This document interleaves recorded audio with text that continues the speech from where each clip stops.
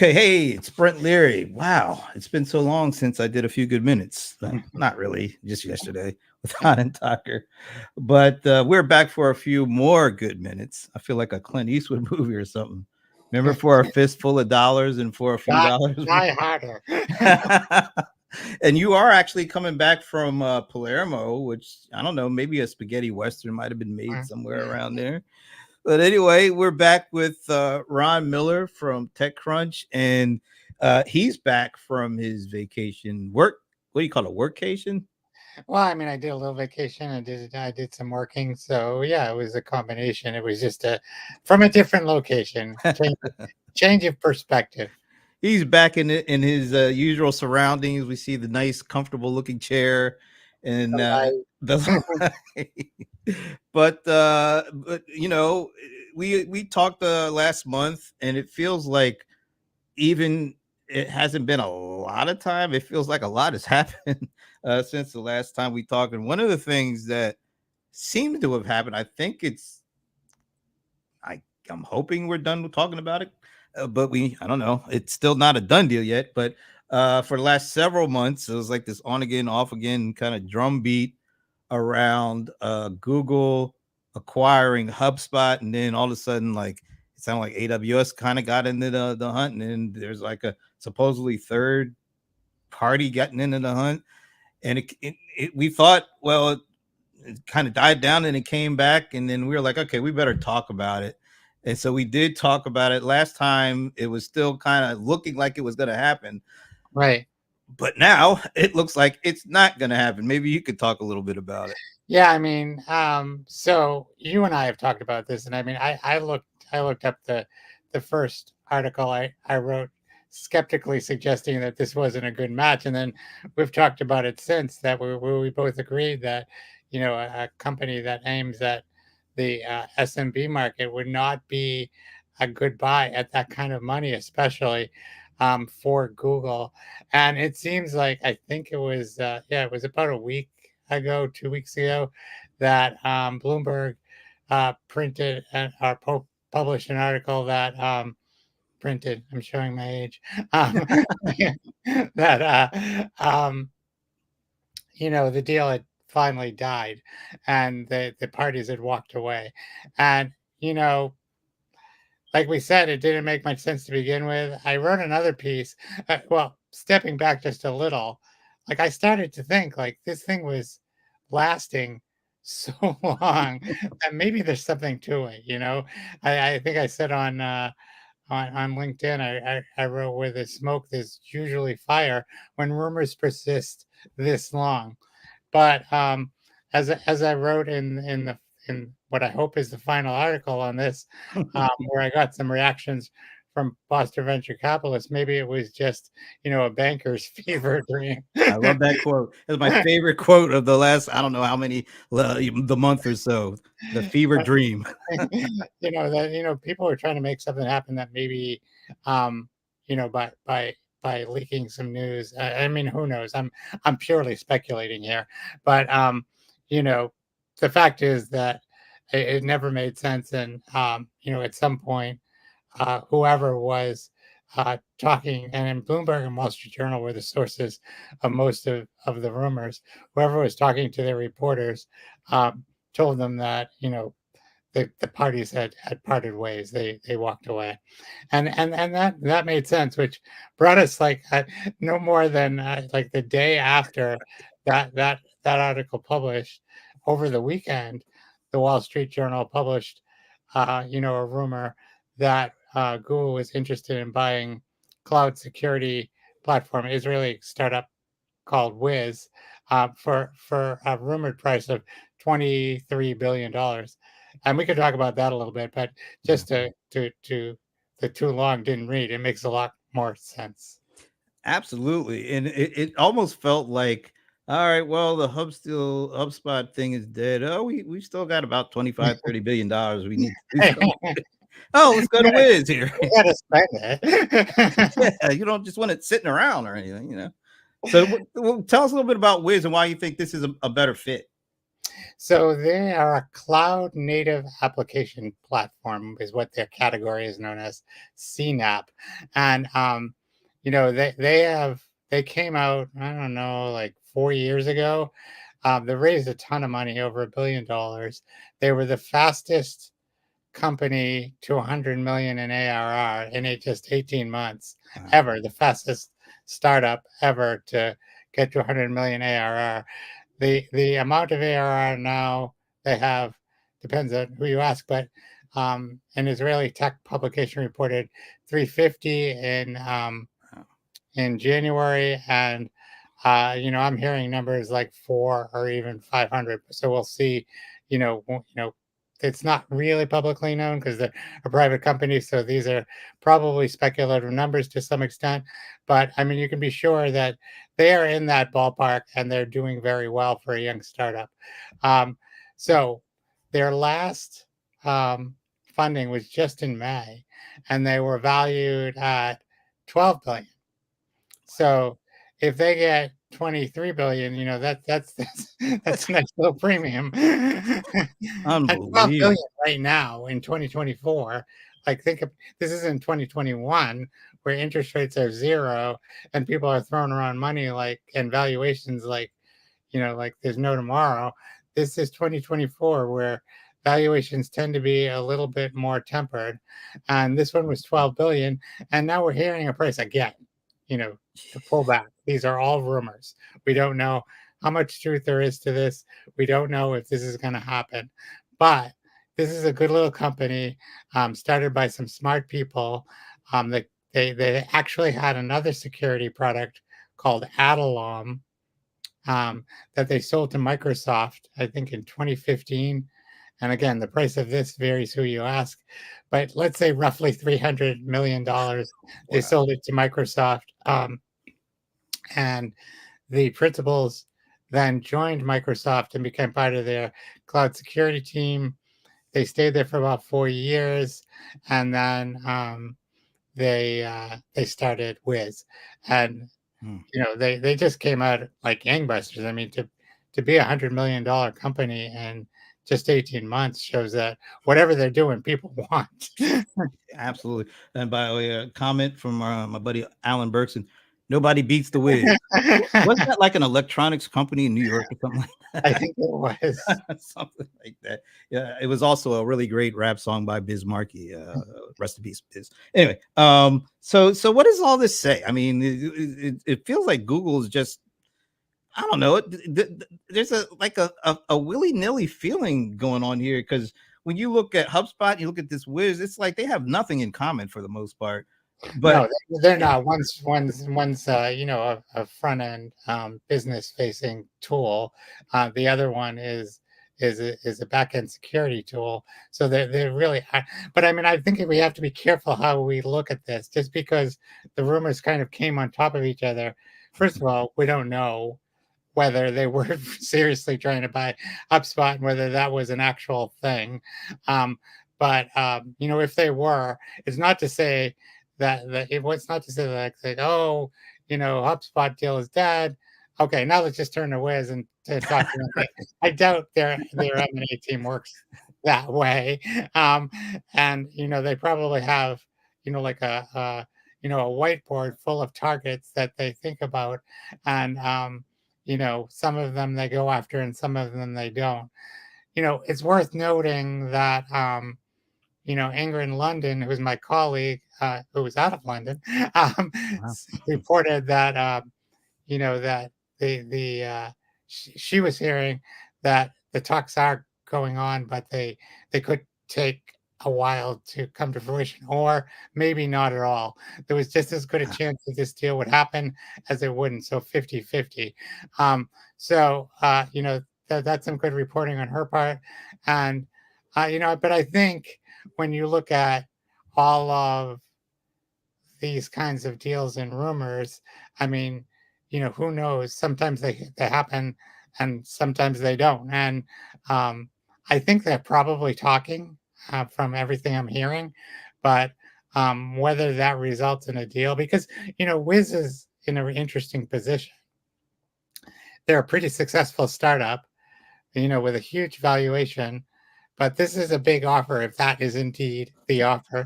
And you know, they could be thinking, okay, it's a really crappy IPO environment.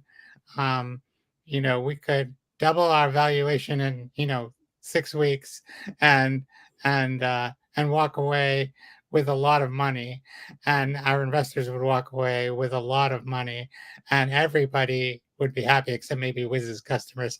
Um, but you have to think about that. But on the other hand, is startups are always saying we're in it for the long haul. We want to build a big successful business, and everybody, I think, does start with that goal, and is legitimately sincere about wanting to do that. I'm sure there are some companies that just start and say, well, we hope we get sold, but I think a lot of them, and especially one that's been this successful this quickly, sees the possibility of this growing into a substantial company.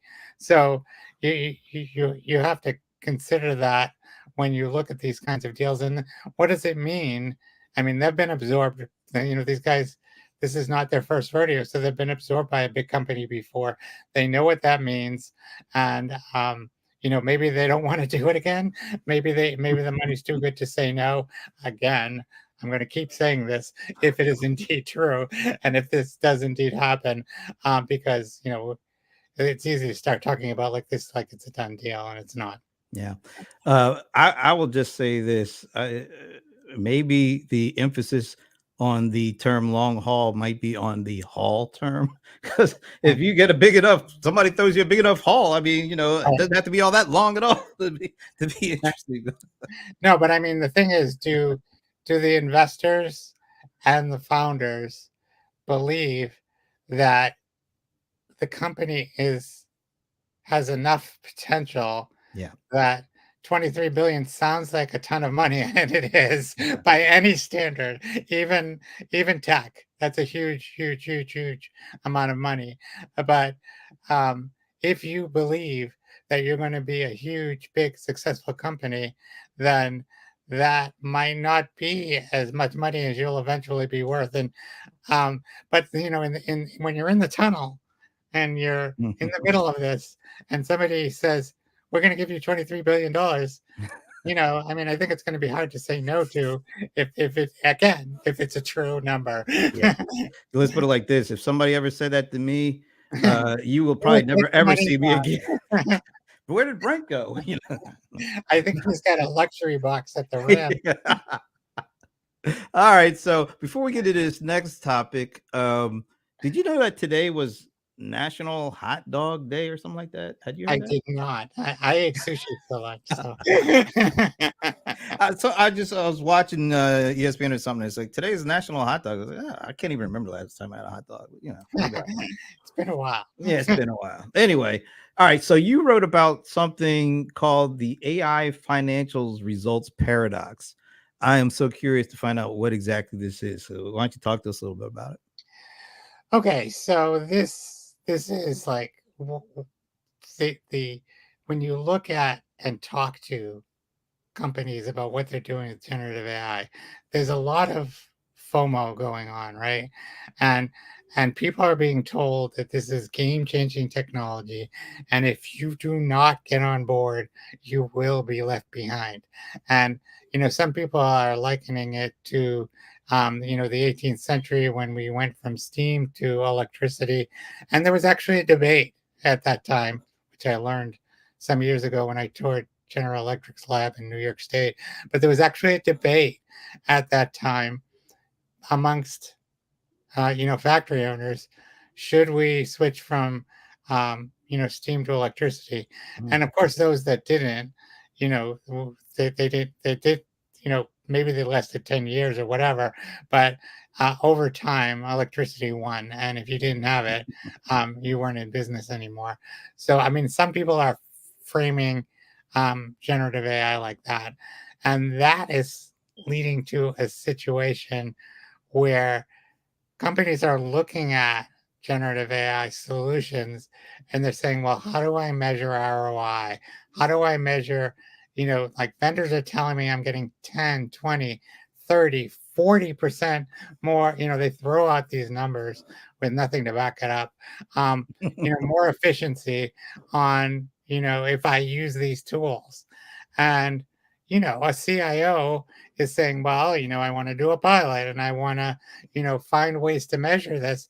And, when I talk to CIOs, they're troubled by the fact that there aren't a lot of good tools to measure this right now. And, you know, if I mean, I think that represents an opportunity for someone, whether that's a startup or, I mentioned McKinsey, Accenture, Deloitte, who are already, kind of licking their chops over this because it's, companies need help.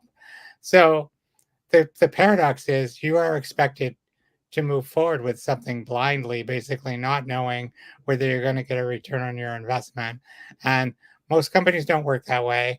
Most CFOs are not going to accept that. At least maybe they'll accept it for a quarter or two, but at some point they're going to be like, come on, like we're spending, X amount of dollars every quarter on this new software that you said was going to, increase the bottom line, and we have no evidence that it's done it.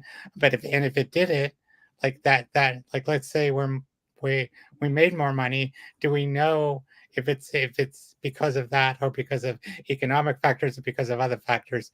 So our salespeople just got really good. The demand went up.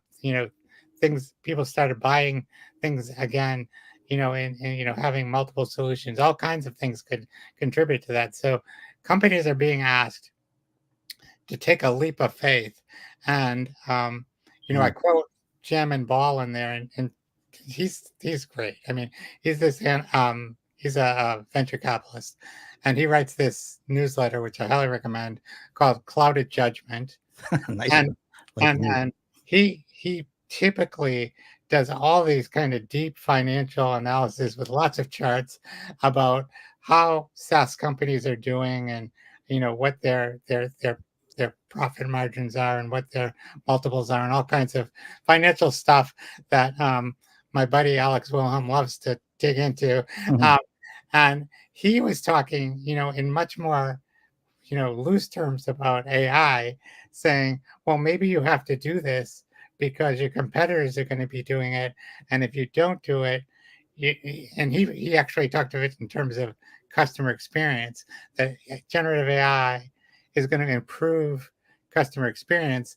And if you don't get on board, you could be, hurt by your competitors doing it, which again is a, kind of a FOMO argument, right? And surprised me a little bit, coming from him, because he is usually very precise and he has a lot of charts and graphs and shows how things are happening, whether in SaaS or cloud infrastructure or whatever it is. And it was a little surprising to me, and that was what kind of got the seed of the article idea going in my head. That combined with some conversations that I've had over the last several months with CIOs and other people who are just saying, it's really hard to figure this stuff out. And I think, you know, companies that have stockholders, at some point they have to show why they spent money. And even ones that don't, they have to answer to somebody. A CEO is going to be like, hey, you guys are spending all this money. Where's it going? I want to know exactly where it's going. And with most tools, you can do it. Now, some people would argue with, the old, well, what's the ROI on email? Or, what's, these kinds of soft expenses that companies make because it's part of doing business.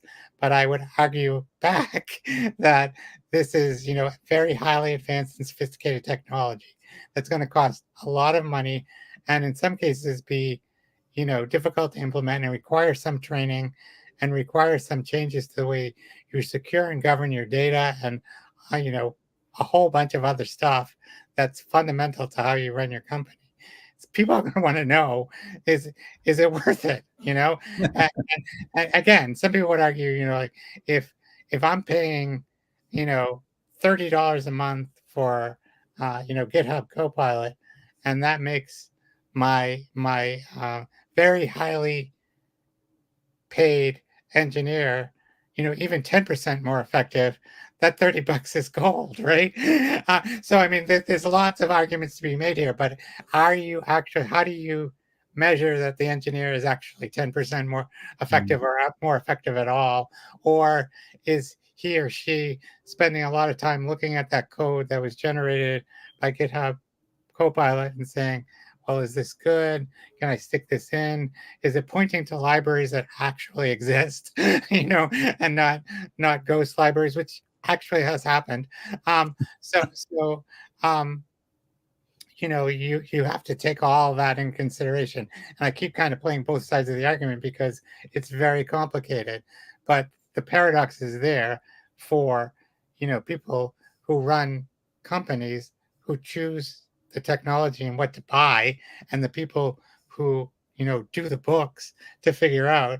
Because at some point somebody's going to say, like, just because everybody else is doing it, and I'm afraid that I'm going to be at a competitive disadvantage, that's not necessarily a reason to do it. And that was what kind of that paradox kind of stood out to me, and I wrote something on it.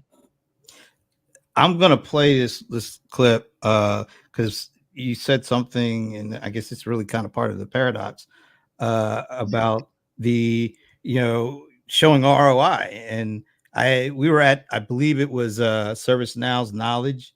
We had a chance to sit down and talk with Nick Zitzen, who is their chief strategy and corporate affairs officer. And I'm just going to play this clip, and we'll talk about it on either other end, because he kind of talked about this from a vendor's perspective. So check this out. Bill McDermott. I mean, McDermott if you're not in front of a customer talking to a customer, you're irrelevant. So everybody on the ServiceNow exec team, doesn't matter if they're, in the product and engineering world, if they're in the service and support world, if they're in the marketing world, everybody's talking to customers all day long. And that has long been sort of the secret sauce of ServiceNow. Like, the closer you get, the more you can pick up the real-time demand signal about what they're actually trying to do. The faster you understand what they're trying to do, the more effortlessly you can build it into the next platform release. Rinse and repeat. So, Gen AI comes on board, whoosh, every vendor sweeps in to every customer saying, we need to tell you about Gen AI. And customers are like, oh God, like, enough.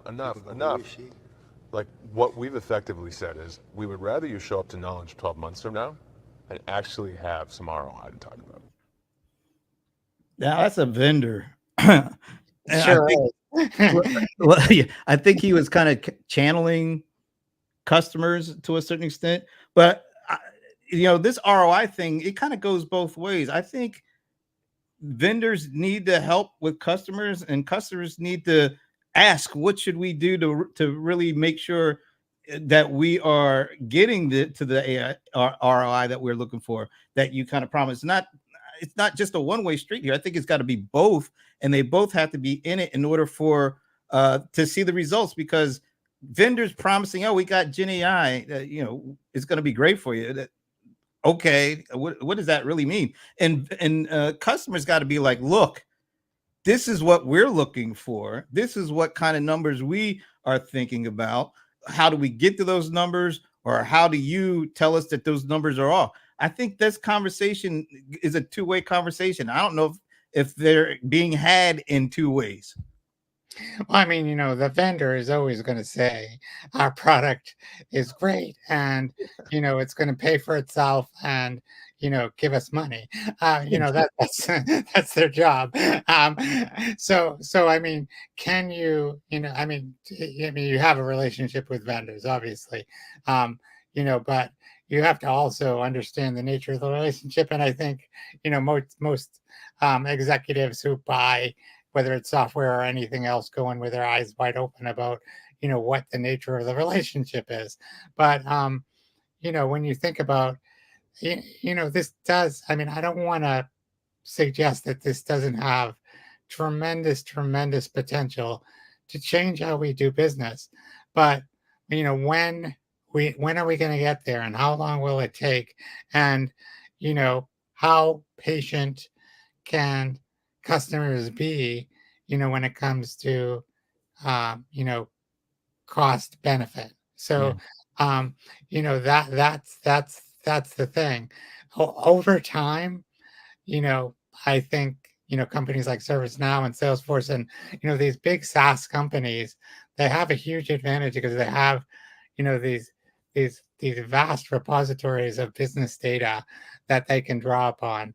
And if they can take advantage of that, and certainly ServiceNow with all the stuff that it's doing inside companies and companies like, I'm just throwing these guys out. I'm not endorsing them or saying that they're ahead of the game or anything, but I'm just saying that they have this potential, cache of data that they should be able to help their customers take advantage of and make good use of this technology.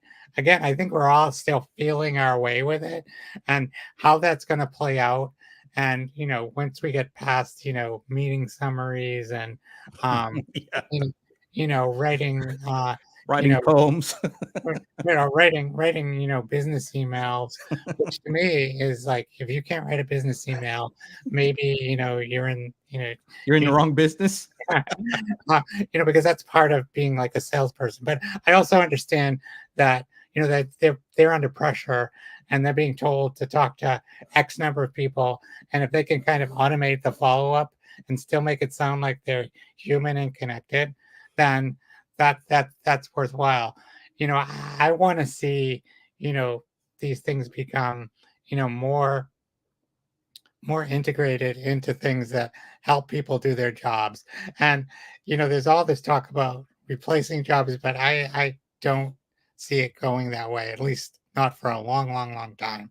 And companies are suggesting that they're replacing workers, and I think they're going to be in for a rude awakening when they try to apply this stuff, at scale, in front of customers. It's going to be, it's not going to be pretty. Uh, so you have to have humans involved. You still need the expertise, and I think we might have talked about this. I was speaking to the CEO of Writer, WRITER, and she does, her company, worked with companies creating reports, marketing, writing, and she said, we can hook up to every repository in the company, but the real the real information that people, that is about how the company runs is right here. It's in people's heads. It's in the people doing the work, and they know things and subtleties and ways of, getting work done that, you can't necessarily just point an API at something and point some technology at that and, bring the model in and it's all going to work perfectly. It's just not. It's going to take a lot of work. So, and there is a lot of work inside people's heads, and in some cases, it's, trying to align the idea that this this work, this knowledge that you have in your head is like, it's going to be good for you to give this knowledge up and give it to, a bot. It's, some people are going to be like, no, I don't want to do that. That's my power. That's my job. So I mean, there's like a whole politics here too. There's a whole social kind of aspect of people being asked to work with, things that they may perceive rightly or wrongly is going to take their job. So this is highly complex, and it's going to take a while, I think, for it to play out and how we see it really improve business outcomes. I'm even wondering if what today we call ROI will be changed in some way based on what happens in the next year or so as companies try to figure out how to use this stuff, what are the right use cases, and what's the real impact on the use cases, and what that impact kind of equates to when it comes to bottom line numbers. I think there's a lot of stuff that's going to be determined over the next year. You got your traditional ROI metrics. I'm not sure if some other stuff comes out or if those original ones are affected in some way. I think everything is kind of up for grabs because this technology seems to be transformative across everything that we've seen. And I don't know, At least, right? yeah, exactly. I don't know when's the last time we had a singular technology do that. Is it mobile? Is it just cloud? I don't know. So when you say that, when you say maybe we need a new metric, it kind of made me think about subscription revenue and people say, if you have, annual recurring revenue is a relatively new metric created to measure, how effective subscription revenue is, to your overall revenue picture. And, if I mean, you can't say, we're going to have this revenue in year 2, year 3, and year 4. You have to wait until you get that money. Obviously, Mm. people have gotten in trouble for doing that. and, um, but, uh, it does give you a sense as a business, and they created this metric to understand the impact of, people renewing their subscriptions. So, it may be that you're right. That maybe conventional ways of thinking about how this particular technology is applied and in business, it might require new ways of thinking about it. I think that's super interesting way to think about it. Maybe we'll have a better handle on that a year from now when we actually have some time, and hopefully we will see some ROI stories, like real ROI. Some really successful implementations. Yeah, exactly. Yeah, really successful implementations towards really important challenges, and what is the impact of all of that on ROI and how it's measured. I think that might be as interesting as anything else that happens in the next year or so. But one thing that interests me right now All right. is, what exactly is an AI agent, Ron? Since it's a featured article here, what is it? Oh my goodness. So this was an article that I've been thinking about for a long, long time. If you want to know how the sausage is made. Um, so I started thinking about this, I don't know, months ago. It probably started when Brett Taylor and Clay Bayfor, they started Sierra, and we talked about that at some point. Yep. And they were talking about, and this was in January, about how big, and this is how quickly all this stuff is moving, but about AI agents. And AI agents are effectively things that help humans or do things in place of humans, across systems. And I kept hearing different definitions of it, when I talked to different people. And so I kept talking to a bunch of people, and I had all these notes, and I'm like, well, I should sit down and write this. But then I felt like the target was constantly moving on me, because I went to Google Cloud Next, and they had this weird notion of AI agents is just simply AI, generative AI, helping you do certain tasks. If you're a programmer, it's doing, a copilot kind of a programming copilot kind of task. If you're a marketer, it's like, I want a color scheme for my next campaign. Help me figure it out. This is what it's going to look like. This is what I have in mind. What can you suggest? If you're an IT pro and you have something going on in your website, and you have to dig through all the data, you know, I can help you find the source of the problem faster and fix it faster. I being the AI. So you know, that was Google's view. Asana came out with a product called AI Teammate not long ago, where they sort of saw it as, you know, almost literally a virtual employee that worked alongside you and had a job and metrics and goals, right? And so that was another way of looking at it. And so and then I was reading about it, and so it turns out there's no, clear definition of it yet. It's a moving target, but it is what I think most people see as maybe the next logical step in artificial intelligence. But how it's very complicated, and I've talked about my conversations with Rodney Brooks from MIT in the past, and what he always says is, like, AI is not like other technology. It You get to a certain point, and then you get stuck for a long time. You can, right? You have to work through a lot of problems to kind of break through to the next step.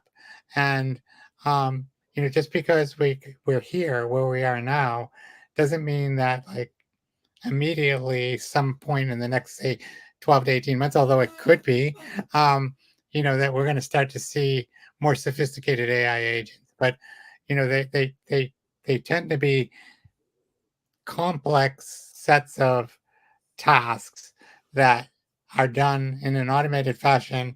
And eventually, we as humans, when we're doing a set of tasks and we see something extraordinary, we just kind of say, okay, what's that? And, you try to figure it out, you call colleagues, how does AI figure out the extraordinary stuff? And that's a huge challenge.